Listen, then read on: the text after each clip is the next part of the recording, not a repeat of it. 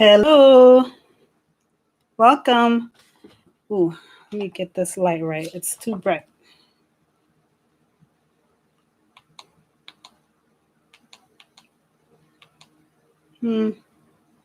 Still.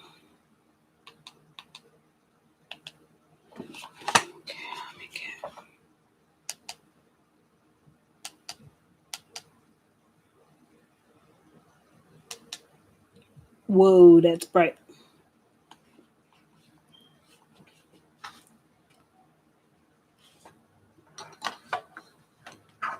Okay. Hello and welcome. We are getting this show on the road.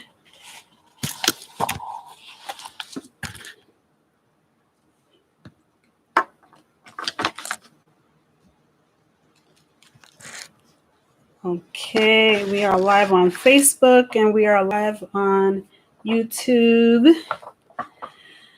Hi, everybody. Who's on? Feel free to say hi so I can acknowledge you.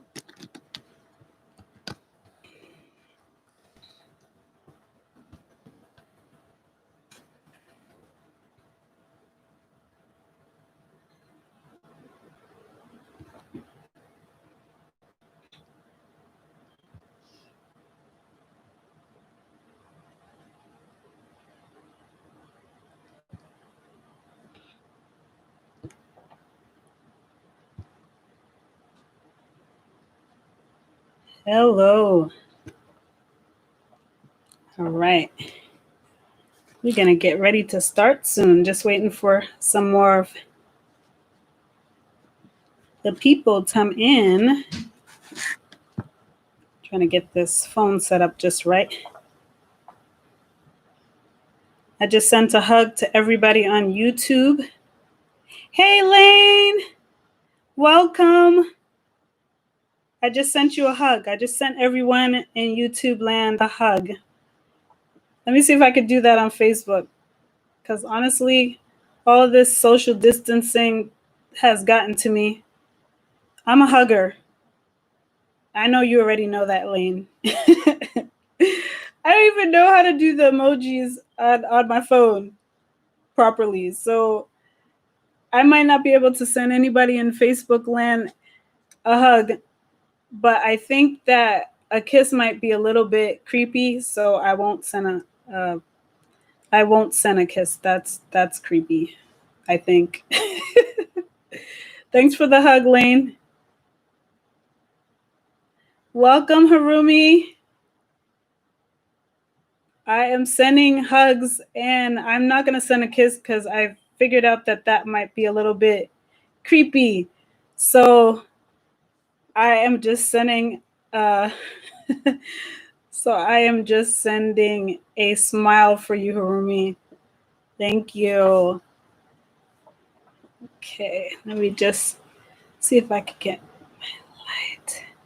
Okay, so for those of you who have been on with me before, you know that some things have changed. I'm sure you've noticed some things have changed a little bit. I've worked on my lighting situation. It's not perfect yet. I'm still new to this whole thing. So one day I'll have it exactly the way I want it. But for right now, it's better than it was. And sometimes you just got to take what's better. So, okay, so on my phone, I'm slightly off. Let's see, let me fix it. How is everybody doing? How are you doing? Did you have a nice day today?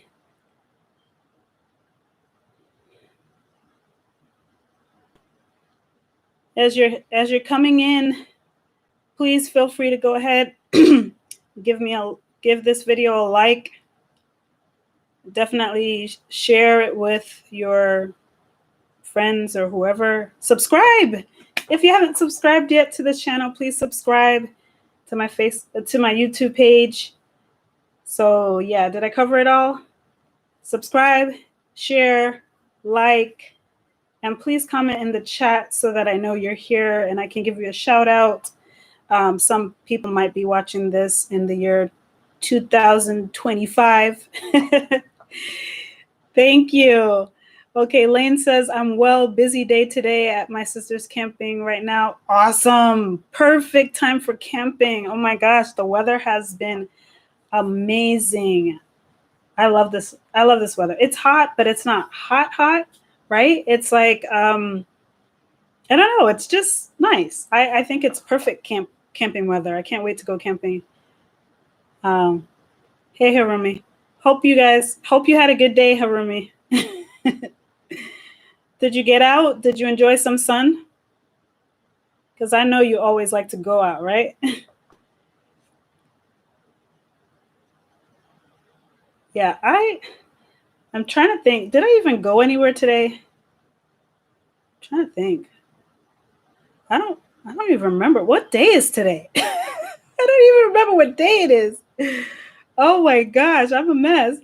Okay, Lane says, just hot enough for the mosquitoes. Bring bug spray. Harumi, Lane says hi. Oh my gosh, yeah, that's the part I don't like. I don't like mosquitoes or any bugs for that matter. But I understand that that's part of being out and camping. I don't think I went anywhere today. Jeez. Sometimes I don't realize just how much time I spend in the house.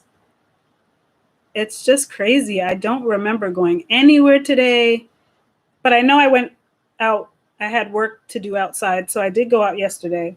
But I think today I was here all day. Oh, I went out. I did go out. Took the kids and my mom to the playground.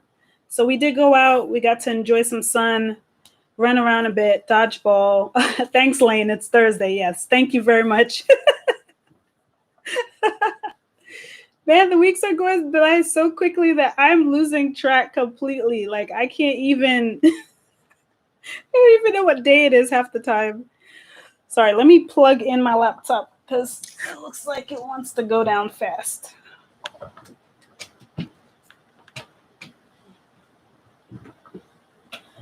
Well, anyway, glad you had a good day today. I had a good day. Very productive. Oh, you miss my mom? Yeah, I'll definitely tell her you said hi. She's trying to she has been trying to remember the names of the people who she has met and hung out with, but no names are coming. But she says that she has all these people in her head that she sees and she misses them, but she doesn't know their names. She can't remember any names. So she's at that stage, but at least she's able to get out and go walking with us, and she goes to the playground. Some days she'll try to play with us. My mom is 84. Yeah, 84. So some days she'll try to engage, play some ball or whatever. But these days, she's kind of shaky. So at times she'll just at least do the walk. It's a pretty good walk to the playground, and then she'll sit down. Yeah, thank you so much. I will definitely give her a shout out. I mean, tell her that you shouted her out. That you gave her a shout out. Oh my gosh, that didn't come out right. Anyway, I see that more people are coming on, so let me go ahead and start. Welcome everybody to Women's Financial Empowerment Group. I know some of you will be watching this as a replay, so I just want to make sure that I welcome you properly and invite you to go ahead and like this video so that YouTube knows that it's important to somebody, and so it will actually show up again. So like, share, subscribe. Please subscribe. I want some more subbies. I want to see you guys again here. I'm a new channel and just looking to connect with a bunch of folks. On this channel, we talk about all things finance related, or how do I put that? Money related. So I am a financial coach, and my heart is to help others work on their finances, particularly women, because I really believe in us increasing our financial literacy so that we can not only help ourselves, but also help our families and also our communities at large. So without any further ado, we're going to go ahead and get into the book. Now, I'm going to hold up the book because I know most of you know what book we're doing, but some people who are watching this for the first time may not know. Information is in the description. So definitely check that out, but I'll just go ahead and hold it up. So I don't know if you can see it well. Susie Orman's book, Women and Money. I know it shows up kind of backwards, but anyway, and this is the revised and updated edition. So if you've been following for a while, we are almost finished with this book. And I am so excited because it's been a wonderful book. Last week, it was long. We were on for a long time and we didn't even cover everything. Like it was so, chapter 6 and chapter 5, actually chapter 5 was, I think, the longest chapter in the book. And so it was all about your financial empowerment plan. So if you have the book, yeah, it looks, what did you say? Lane says, looks good. It's not backwards. Oh, okay. So to me, it looks backwards from my vantage point, but from your vantage point, it looks good. Okay, great. So last week, it was long. You know, chapter 5 alone took a long time because it was all about creating your financial empowerment plan. And so Susie went into so much detail about how to do that. So I'm not going to go back into all of that, but I just want to encourage you, if you haven't yet purchased this book, I got my hard copy from Amazon and I got my digital copy from Audible. And no, this video is not being sponsored. I'm not getting paid to mention the book or Audible or Amazon. I'm not getting paid for none of those, but I'm just trying to help you out that those are the sources that I use to find this book. And if you have Prime and you've racked up some points, then you may get some money off. It's not an expensive book anyway. So it's been a wonderful ride so far. But like I said in previous videos, that this book is not one of those type of books where you just pick it up, you speed read through it, and then you're done, and then you move on to the next book. This is a very action-oriented book. So if you're really not interested in making any changes, this may not be the right book for you, or maybe you just want to just listen to it and then move on. It's up to you. I mean, everybody has different goals, but if you're really serious about upping your financial game plan, then please go ahead and purchase the book, read the book, because it will be very helpful. At least I found it to be very helpful to a lot of people. So can you just let me know if you could hear me well on YouTube? I just want to make sure that my volume is coming great. You can hear me, see me, all of that. Give me a thumbs up. Awesome. Thank you for the thumbs up. And again, remember to like this video so it could show up in the algorithm, YouTube algorithm stuff. All right, so let's head in. So today we're going to talk about chapters 7 and 8. And I thought that I would have the new book, that I would be ready to announce a new book, but I had a hard time deciding. Honestly, I had a really hard time deciding on the new book.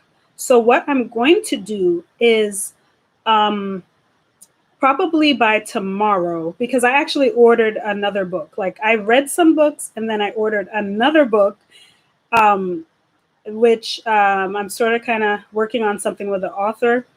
So hopefully she'll come on one of these live chats. But anyway, so I haven't even gotten that shipment yet. So I'm trying to decide where we're going to go.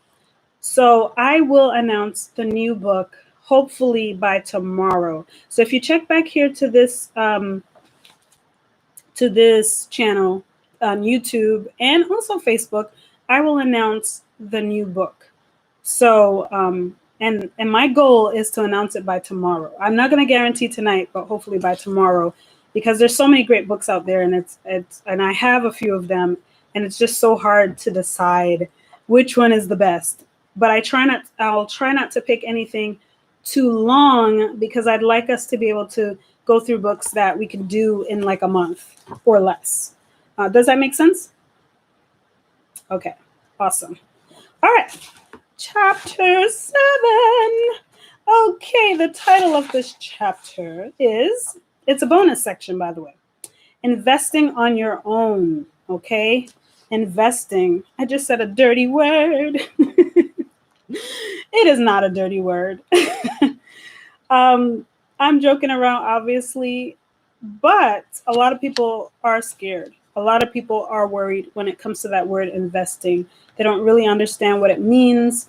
And so it is a scary word. It really is a scary word for a lot of people. So hopefully, with reading these books, listening to my videos and interacting and all that good stuff, you won't be as afraid if you do feel some kind of like angst about investing. So in this chapter, she talks about investing on your own. So if you read it, kudos to you for getting this information. So I'm going to go ahead and start in where she talks about that you should have your savings goals divided into short-term and long-term buckets. Now, in my private Facebook group, which if you are a woman, you are welcome to request to join that group. We talked about setting goals, setting financial goals, and just how important that is. So hopefully more and more people are catching on that this is something that you have to be proactive about. And we just had a member that announced that she made it to debt freedom. So that was an awesome announcement. And hopefully we'll hear a little bit more about her journey coming up here soon. Not on this video, but in a video in the future. All right, so dividing your savings goals into two different buckets, short-term and long-term. So with the short term, it's any money you expect to spend in the next 5 to 10 years. Okay, so short term, thank you, Lane. So anything you expect to spend within 5 to 10 years, that is short term. Sometimes we do think of like 5 years as long term, but it's not, it's short term.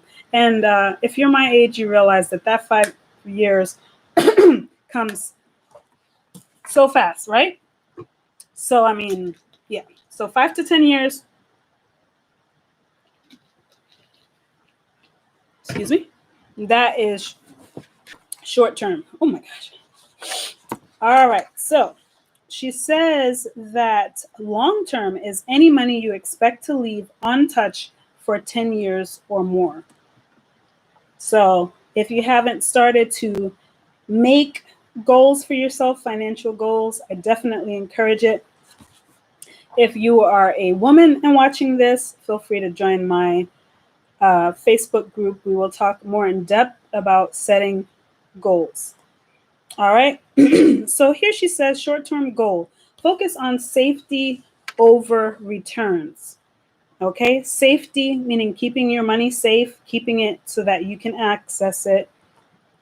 And then returns, meaning how much excess you're going to get on top of your money. All right, so she says, over decades, stocks have the potential to deliver higher inflation-beating gains than bonds or cash.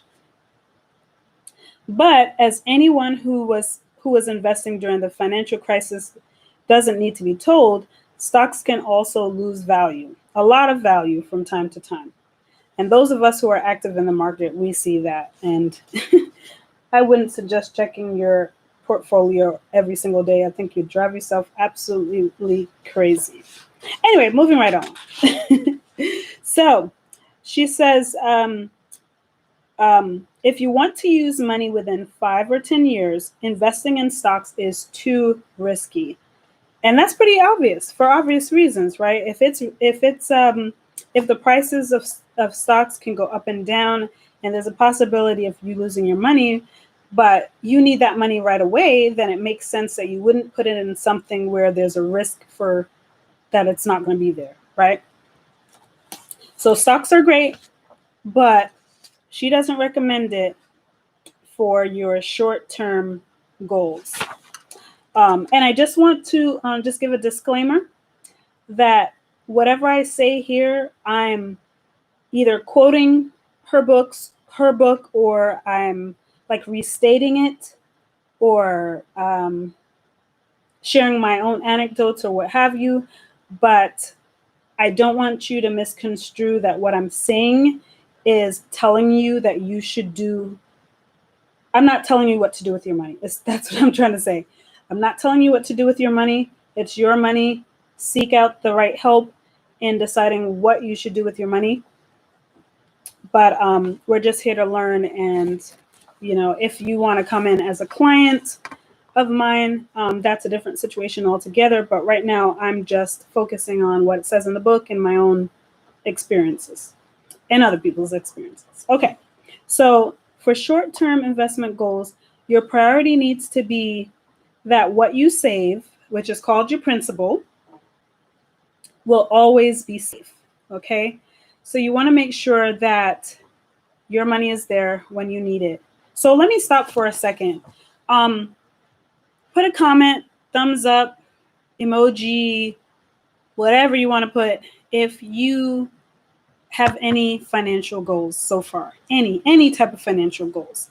If you want to share what they are, that's fine. If you don't, that's fine also. But if you have any financial goals, not financial goals, savings goals, I apologize. If you have any savings goals, please comment with an emoji, thumbs up, yes, whatever.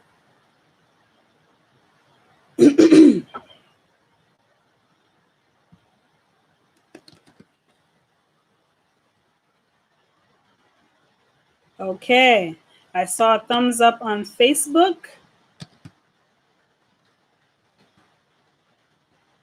And I see a thumbs up on on YouTube. Thank you. Very good. So some people here, we have savings goals. Very good. All right.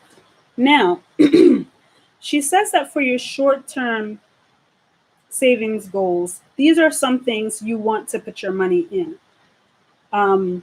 So here are some options. So online high yield savings accounts, and those tend to have higher interest rates than your regular brick and mortar banks.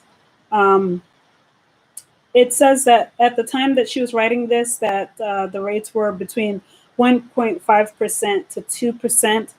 Well, we all know what happened this year, 2020. So rates have really gone down significantly. But still, you'll find that for the most part, the online high yield savings accounts are higher. So you might want to get on and check them out. And there are so many of them. I could just mention, I know Ally Bank is one. Let me think. I'm trying to remember all the ones that I use. Ally. I don't know why I can't remember anything else. Goldman Sachs. There you go. Goldman Sachs. There's do you guys remember anymore?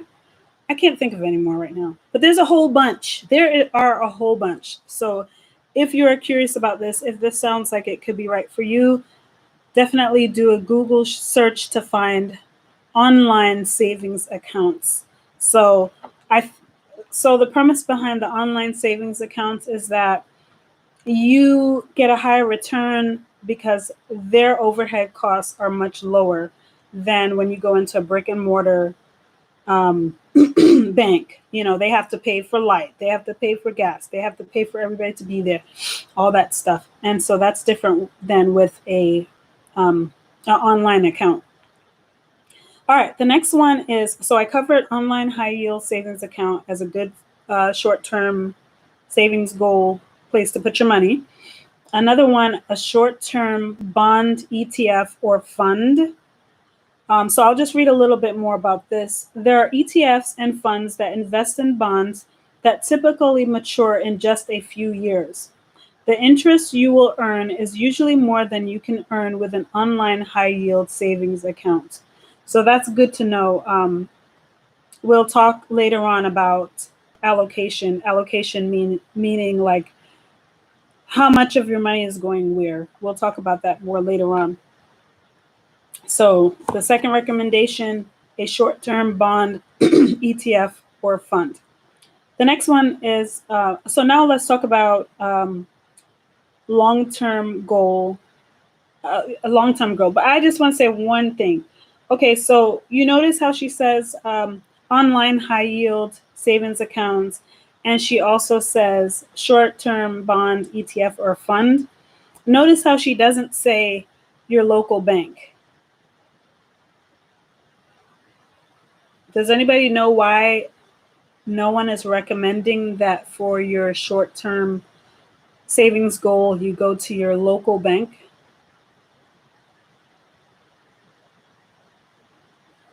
Anybody know? Of course, we're reading her mind, because we know Susie and we know what she was thinking when she wrote this book.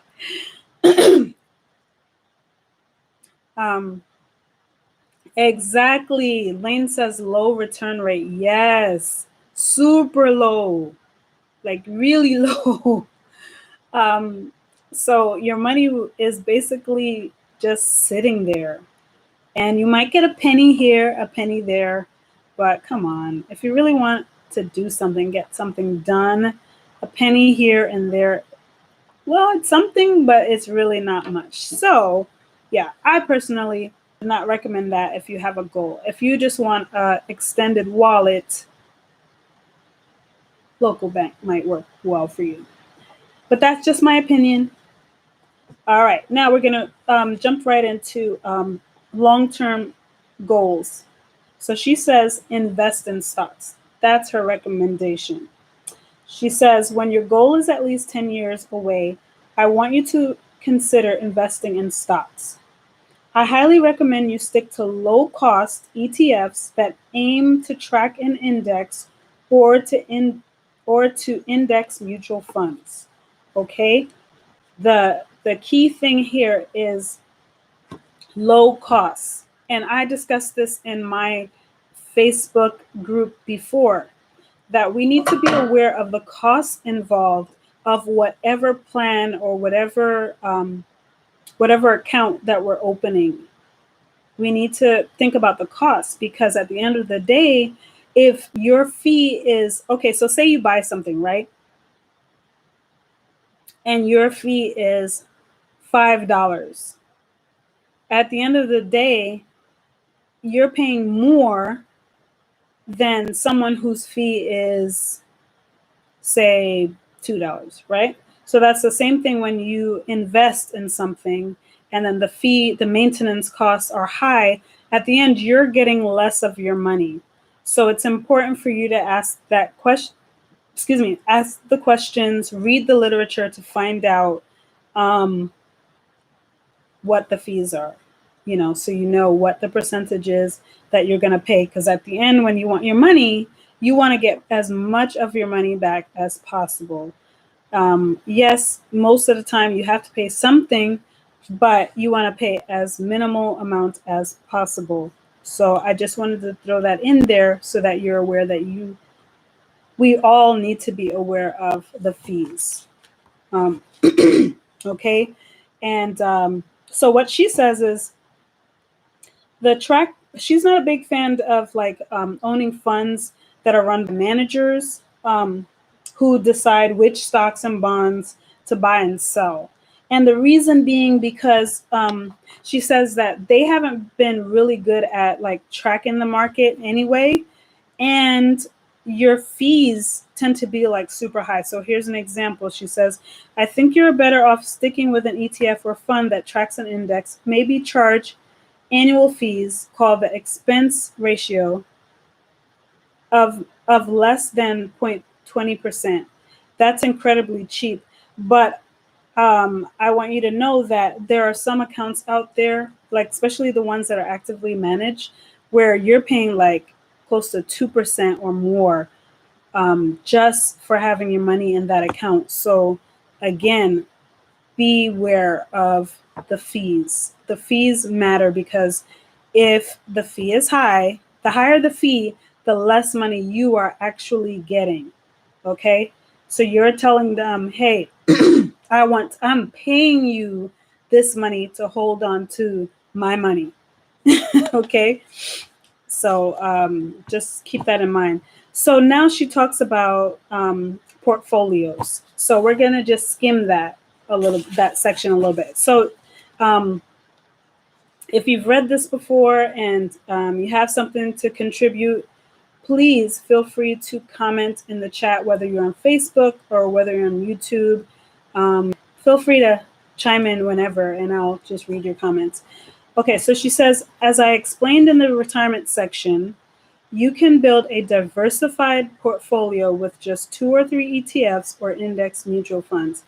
For those of you who don't understand what a diversified portfolio is, definitely stick around because we're going to be delving into that. We're going to be diving into that. We're going to go deep with that in a later video. However, in a nutshell, it's all the things that you have your money in. You know, you want to have your money invested in different things and not just in one thing. That's how I'm going to just sum it up in layman's term so that you could understand. But like I said before, I'm going to be posting in the future a lot more videos about this and hopefully do some chats too so that I can answer some questions about this. So anyway, she says portfolio. So here are some examples. So portfolio 1, all stocks. Okay. And we're talking about long-term investments. So just keep that in mind. This is not for short-term. Okay. Because like we said, stocks are, who knows the answer? Stocks are, starts with an R, ends with a Y. Stocks are risky, right? They're not bad, but they're risky. So for short-term, she doesn't advise. And if I was advising, which I'm not, I wouldn't advise it either. Anyway, so for all stocks, here's an example. 85% in a portfolio that owns a broad mix of U.S. stocks, 15% in a portfolio that owns international stocks, including some from emerging markets. So this is just an example of an all stocks plan.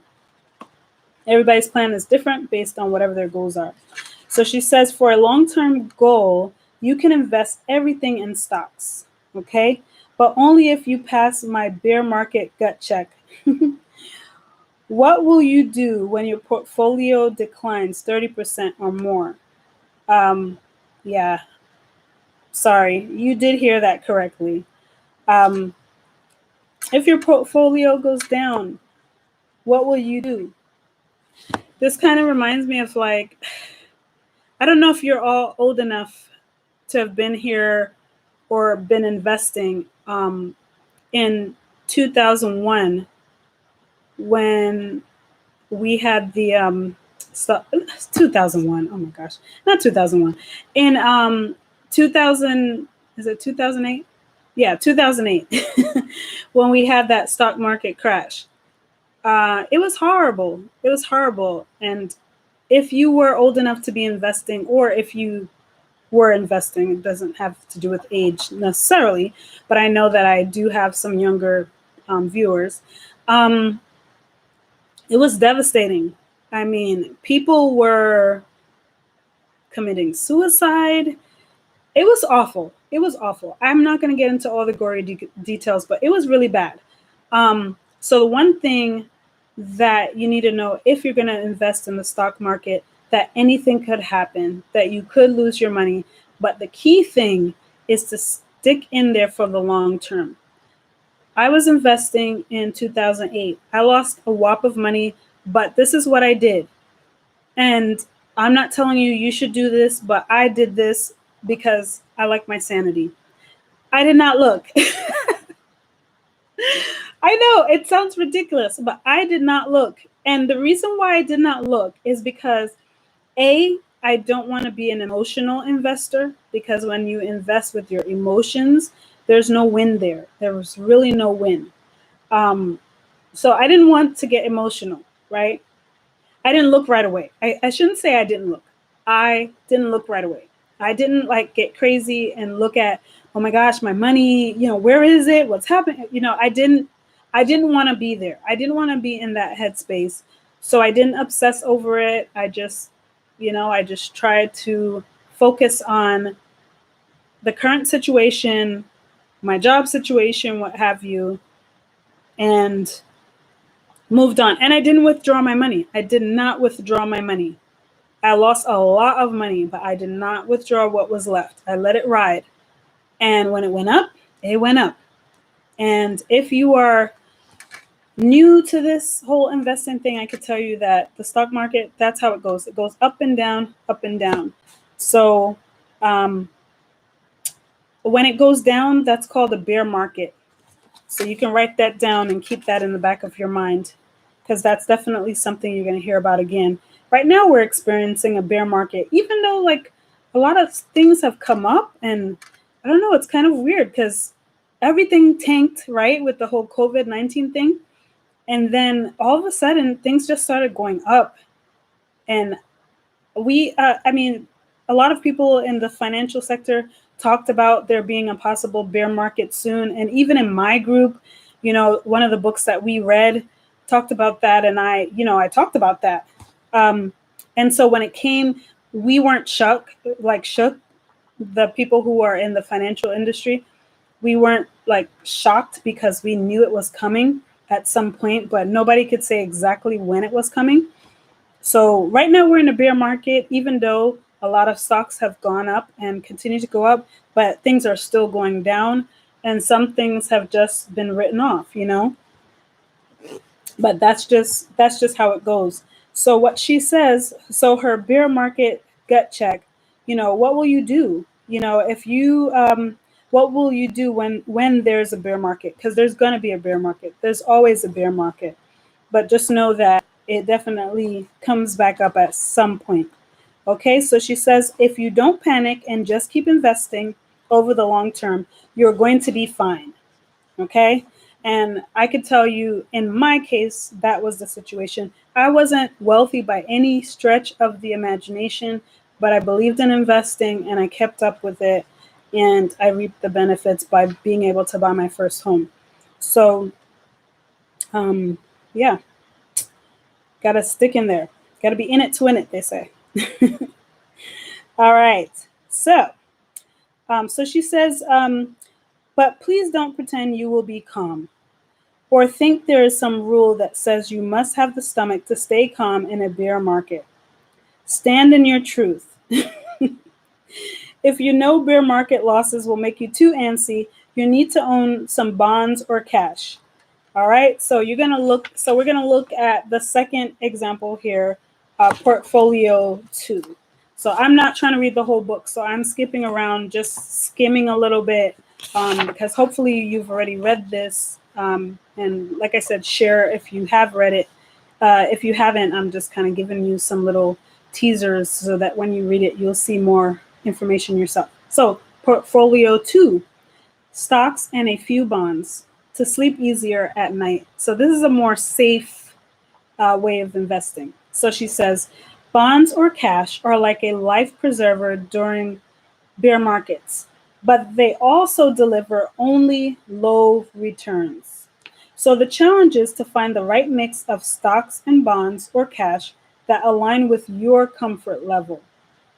So just be rest assured that there's a plan for everyone, or almost everyone. I can't say it. But so if you're not really comfortable with high risk, it's best that you don't get into high risk, just because no one can guarantee you that you're going to make a return. And if you deal with a financial planner and they guarantee you a certain rate of return, run. Okay, just run. Just say bye. I'm gonna go. I'm gonna go now. Because something ain't right with that person, because no one can guarantee you anything. All right. So she says, below, I suggest 25%. Just a suggestion. If you want to own more, that's fine. Lena's crying, laughing. This is all about finding a mix that you will not just stick to, but also want to keep adding more money to. So here's the example. 60% in a portfolio that owns a broad mix of U.S. stocks, 15% in a portfolio that owns international stocks, including some from emerging markets, 25% in a portfolio that owns short-term treasury bonds or high-quality corporate bonds, also called investment grade, or cash. Okay, so this is just an example of how you could position that portfolio that it's safer. But again, the safer it is, the lower the return. Perfect example, your normal brick and mortar bank. You get 0.001% of of interest because it's safe. It's just going to sit there, wait for you to come back for it. Um, so she says also, please be careful in choosing your bond ETF or funds.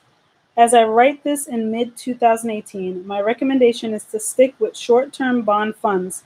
That means the fund owns bonds that, on average, mature in less than 3 years.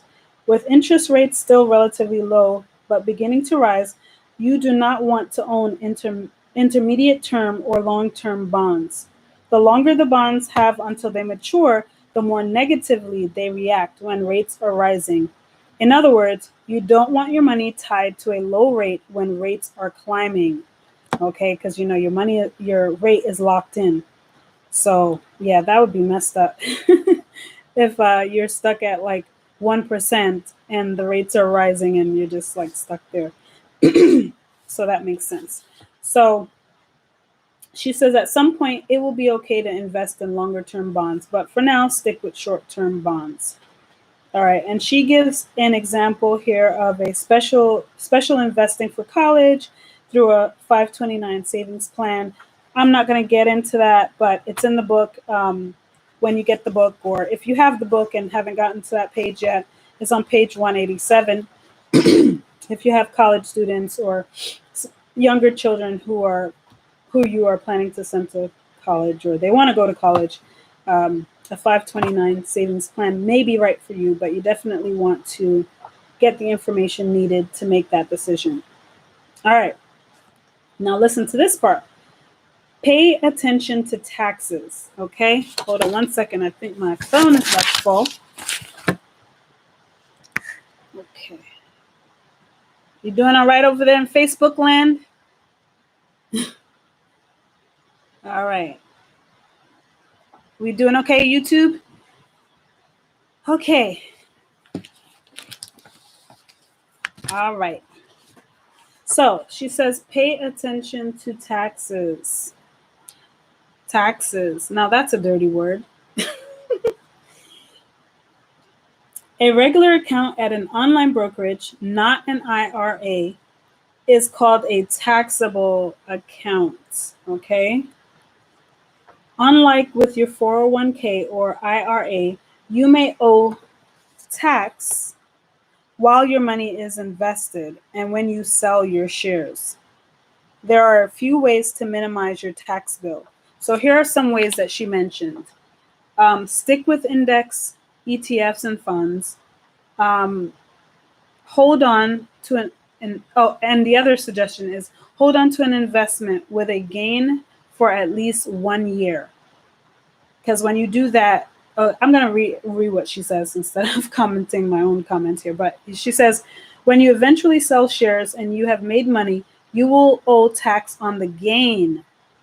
But any investment you have owned for at least 12 months qualifies to be taxed as a long-term capital gain. Long-term capital gains rates for most of us are just 10 or 15%. If you sell an investment you own for less than a year, it is deemed to be a short-term gain and is taxed at whatever your income tax rate is. For many of you, that can be much higher than 10 or 15%. So you get the point. It's like the longer you have your money in there, so if you have it for a year or more, you're going to pay less taxes on it than if you have it in there for a shorter amount of time and you pull your money out. So the key thing is to keep it in there for a longer period of time if possible. So hopefully that's clear, but sorry Facebook, my phone is falling. I'm not sure what I did. All right, so there's a ton of information about that in this book and elsewhere, and we're going to be talking more about those specific things. Hey, while we're on that subject of talking more about this, go ahead and leave a comment in the comment section of the video on some topics that you want me to do videos on. So not necessarily in the chat, if you're on YouTube, so not necessarily in the chat, but if you could get to the comment section, like even after the video is over, and just leave some suggestions of some topics that you'd like me to cover in future videos, that would be super helpful. Because I definitely want to put out videos that you will enjoy, that you will get something from, that's relevant to your life. So like I said before, go ahead and, leave comments after the video, if anything, and let me know. And if you're on Facebook, you can also leave it on my Facebook page, Women's Financial Empowerment Group, and I'll get it. And I definitely want to make videos that are relevant to the people who watch my channel or visit my page. All right. So last thing to say about Chapter 7, make it a great habit. One of the best things about retirement plans offered at work is that your contributions are automatically deducted from your paycheck. So consistently adding money to your investments, it's an important factor in having the money you want down the line, right? Consistency is the key. And, for me personally, I believe in that. I've had a lot of ups and downs financially over the years, and I was very tempted to stop investing, pull all my money out. But I realized that if I did that, then it would be hard for me to get back to it. And I realized that I need to stay consistent. I need to make sure that what I'm doing is something that I can do long term. So you definitely want to come up with a number that you're going to invest that you feel really comfortable with. So it's not like you put your money in this month and then next month you're like, oh, but I don't have that money. You definitely want to stick to a number that works for you. Make sense? So give me a thumbs up if that makes sense. Stay within your comfort zone when it comes to investing. You want to invest the amount that feels right for you, so that you can do it every single time. Okay. So then she talks about automation. Automation is when the money is taken out automatically every month. Awesome. Thank you, Facebook. I see your thumbs up. Thank you, YouTube. I see your thumbs up. Very good. And again, if you haven't subscribed to this channel on YouTube, go ahead and I can't even talk. Go ahead and subscribe. Give this video a like so it will show up in YouTube algorithm. Other people will be able to see it. Comment, do everything, because there's so many things to be done. All right, so you want to automate everything, including your investment plan. You never want to say, oh, I'm going to make this payment. I'm going to make this payment. Because if you have to think about it, sometimes you might not think about it and then it doesn't get done. So you want to make sure you automate everything, including your investment strategy. And she says here, you can create the same smart automation you have with your workplace retirement plan with any investment account. So if you don't have a 401k at your job, like I don't have a 401k, I'm an independent contractor, and so I don't have like an employer per se. So I don't have a 401k, but you can do the same thing with your own investing on your own. Make it automatic. Every single month it comes out so that you don't miss a month and your money is growing for you. Every discount brokerage will be thrilled if you create your own automated investing system. With some quick paperwork online, you can link a checking account with your brokerage account and set up a scheduled transfer of money once a week, once a month, once a quarter. It's entirely up to you. That's what she says. From your bank account into your investment account. It is totally free to do that. So that's awesome that it's free. All right. So that is the end of Chapter 7. All right. Chapter 7 was a good chapter, right? We lived through the conversations about investing. But again, I want to tell you, Ruth wants to tell you, do not invest more than what you are comfortable with. Please, it does not work well for you if you invest more than what you're comfortable with. I'm going to leave it like that because I'm not going to be preaching to you. But it makes no sense to start up here and go down here. Start at a comfortable level so that you can consistently contribute to whatever accounts you have. All right, last chapter. The last chapter of this empowerment book is called Say Your Name. And this chapter, if you read this book, it's I don't know. Again, it's one of those chapters that you might think at first glance, what does this have to do with money? But it's all about empowerment, and she talks about what's in a name. So, question, do you even know where your name comes from? Can you leave a comment in the chat if you know where your name comes from. If you don't know off the top of your head, like you can't think of it, but you ever knew where your name came from, comment in the chat. And I'll tell you my answer. For my name, not your name. If you don't know where your name comes from, then obviously you can't say anything. But do you know where your name comes from? Have you ever heard any stories about where your name came from? Okay. So, no comments yet on that. So I'm going to go ahead and give mine. So, of course, you know me, or you may not know me, but I did introduce myself in the beginning of the video. For those of you who are new to this channel, my name is Ruth. And so, I was named after, it's weird because two different people wanted me to have the name Ruth. So, I have a cousin named Ruth, and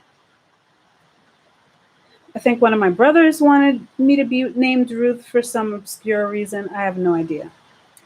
But however you were named, the key thing to remember is that you're an adult now and you get to decide what your name is. And I thought that this chapter was very interesting, talking about, what's in a name. And okay, let me just read just a snippet of it for those of you who haven't read the book yet. So, what's in a name? Think about this. When I ask women to state their name, do you know what they say to me? They say, which name? My maiden name, my married name, or my divorced name? When my mom got married, she became Mrs. Morris Orman. What happened to her first name? Her last name.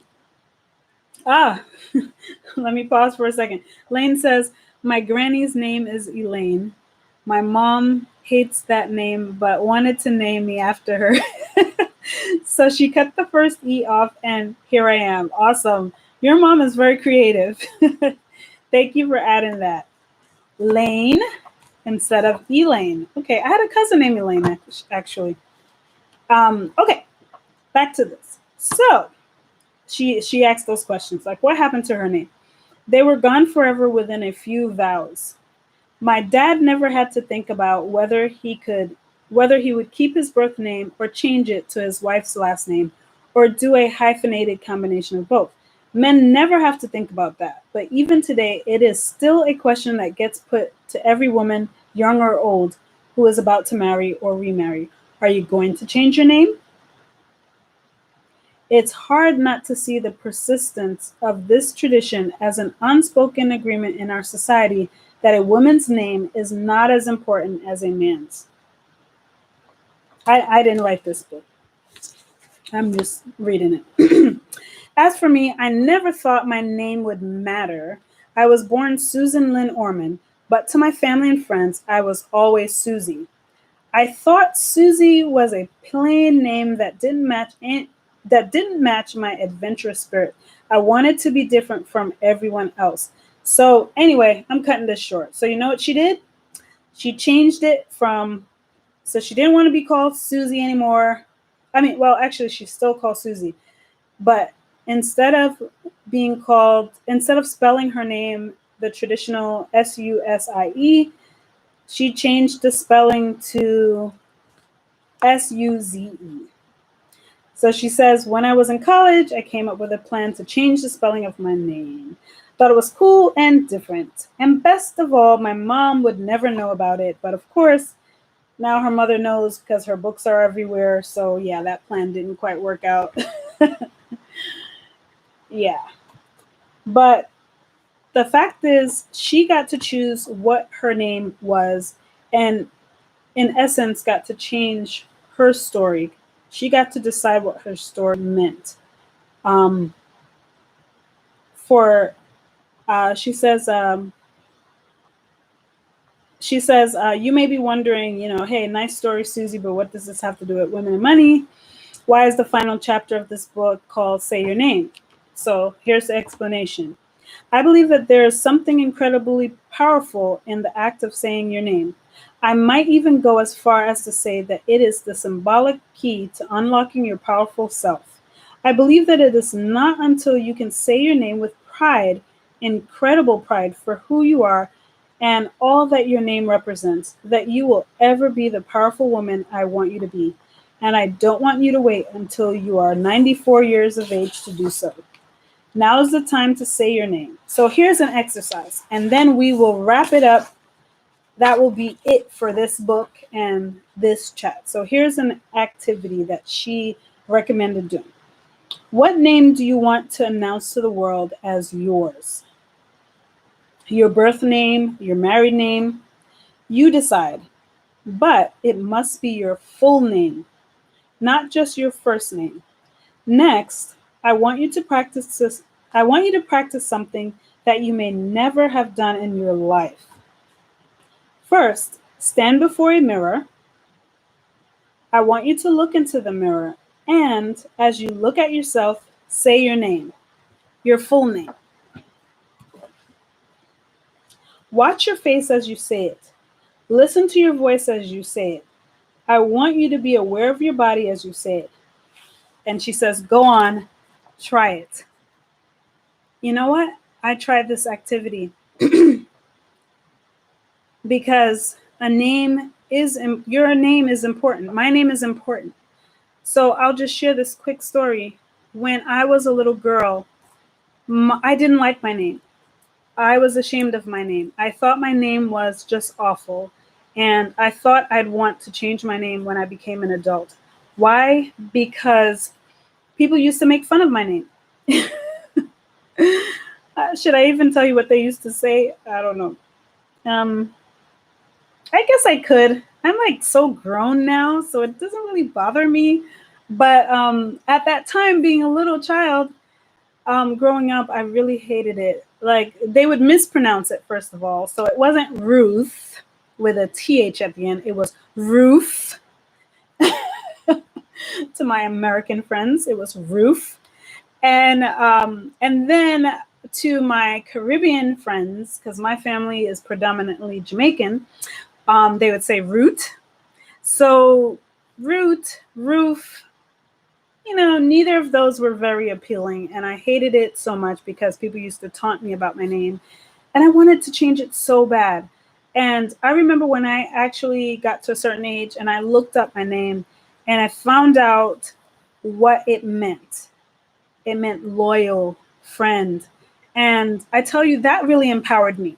That really empowered me. And I began to really own my name and realize that speaks to who I am, that I'm a loyal friend. So why am I sharing that? Just to tell you that say your name, just like Susie recommends. Say your name proud. And you may have made some mistakes in your life, whether it be in your finances or any other way. But that doesn't make you less of a person, less of a woman. You are a treasure. And you should be proud of whatever accomplishments you have made up to this point, whether they be monetary or any other accomplishments, it doesn't matter.